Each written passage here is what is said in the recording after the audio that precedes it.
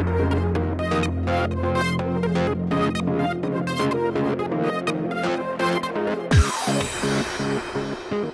happy Thursday, and welcome to Now, the fun show hosted by me, Curtis P. Today we're kicking the entire show off talking about a very big topic that I've been talking about over and over again on this show, having to do with the fact that Russia is hosting the 2014 Olympic Games. Today, the IOC, or the International Olympic Committee, actually let out a statement about the Russian law oppressing LGBT rights. Jean-Claude Killy, the head of the International Olympic Committee, dismissed all concerns over the Russian law banning gay propaganda, saying that it did not violate the Olympic Charter. But wait, what about item number 6? Item number 6 reading, any form of discrimination with regards to a country or a person on the grounds of race, religion, politics, gender, or otherwise is incompatible with belonging to the Olympic movement. Basically meaning, if you're gonna discriminate against gays, that's against the Olympic movement. Though it doesn't actually say sexual orientation in there, you could say gender or otherwise, basically encompasses that. Kelly stated, the IOC doesn't have the right to discuss the laws that are in place in the country hosting the games, so unless the charter is violated, we are fully satisfied. Well, Kelly, you may be satisfied, but the US Rights Campaign, the largest gay rights organization, stated this: if the law doesn't violate the IOC's charter, then the charter is completely meaningless. Which I am behind 100%, because if this doesn't violate it, then what the hell does? In my mind, in the mind of many, it all comes down to money,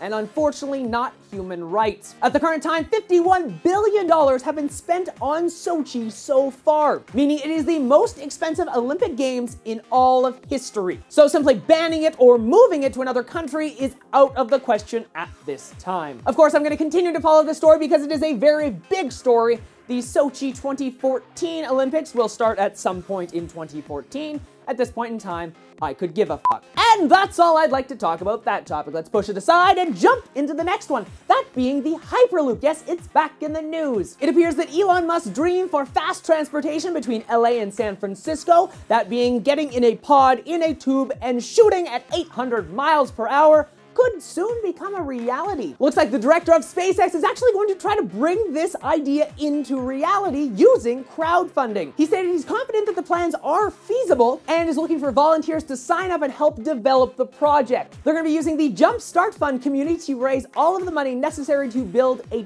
test track. So I thought this was pretty cool. Totally have to tell you, because the Hyperloop might become reality, this is kind of big. Up next, planning on flying anywhere today? Maybe think twice before you get on that aircraft. It appears that 2 pilots have actually fallen asleep while on a British passenger jet while the craft was in autopilot. So yes, basically the fact that the aircraft was in the sky flying and both pilots were sleeping. Thank God for autopilot at this point, though what would have happened if autopilot would have failed? Both pilots are currently reporting that they had less than 5 hours of sleep over the past 2 days, which if you've ever read into being a pilot for commercial aircrafts is actually extremely common. The UK Civil Aviation Authority is currently looking into this problem to find a way to resolve it. Luckily, nothing bad happened because of this, but let's face the fact, when you get on an aircraft, the last thing you want is for the 2 people in charge of this thing to be sleeping. Because though I have a lot of trust in computers and I think they're freaking awesome, I am afraid of flying, and the last thing I want to know is that there's no one really at the controls. Next up, landing between science fiction and real science. Could lightsabers be finally possible? A new form of matter has been discovered, and the molecules inside that make up that matter behave a lot like a lightsaber. Light photons move around like a solid mass. First things first, of course, this could lead to the creation of lightsabers, which is freaking cool, but could also lead to the creation of full 3D objects made entirely out of light energy. How freaking cool would that be? Like a table or something just made out of light. The discovery was made by 2 physics professors at Harvard and MIT. Their hope is that it could lead to breakthroughs in quantum computing, that meaning computing at a much faster and higher rate. At the current time though, don't line up outside of Walmart to pick up your lightsaber because it's still in testing. But the idea of light as a solid mass that can be controlled and moved?